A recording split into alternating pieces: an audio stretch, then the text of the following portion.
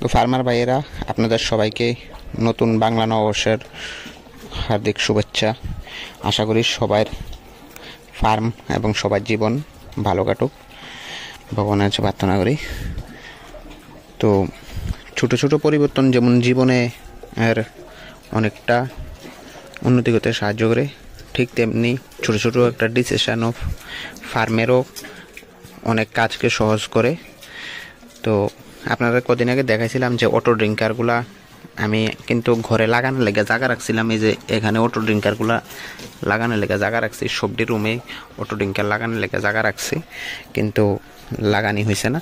তো যার কারণে এই নতুন বাচ্চাগুলো আনার পরে যে আমি এখানে জল দিয়ে রাখতাম খাওয়ানোর লেগে, তখন কিন্তু প্রত্যেক দিন ট্যাঙ্কিগুলারে আমি সকাল দুপুর বা বিকাল 2 বেলা 3 বেলা পরিষ্কার করানো লাগতো। কারণ জল দিয়ে রাখলে শুকরের বাচ্চাগুলা ওই জলের মধ্যে আইয়া পায়খানা পেচ্ছাপ করে, তো ট্যাঙ্কিগুলা বারবার পরিষ্কার করতে লাগে, আর পরিষ্কার করতে বারবার বিরক্ত লাগে।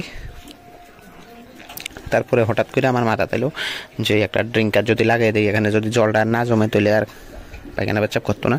তারপর থেকে আমি অটো ড্রিঙ্কারটা এখানে লাগাই দিছি একটা ড্রামে করে, মানে ওয়ান টাইম হিসেবে সরাইওয়ালা যাব। তারপর থেকে একদিনও এখনও আমার এই ট্যাঙ্কিটা পরিষ্কার করতে লাগছে না। এখন খাওয়ান দাওয়ান দেই এখানে খাওয়ান দাওয়ান তারপরে আর এখনও একদিনও লেপটিন পেচাপ করছে না। আর যে পেট খারাপ হয়েছিল ওই বাচ্চাগুলোর ক্রিমের ওষুধ খাওয়ানোর পরে পেট খারাপ একটা বড়ি খাওয়ানোর পরে ভালো হয়ে গেছে।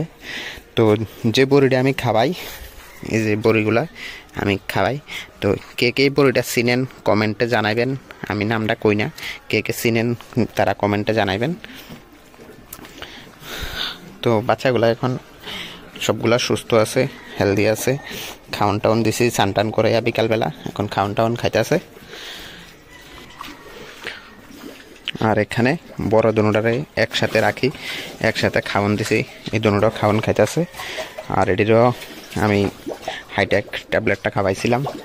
তো এখন দেখতে পাচ্ছেন পরিবর্তন স্কিনের, এখন কোনো প্রবলেম নাই, একদম নিট অ্যান্ড ক্লিন।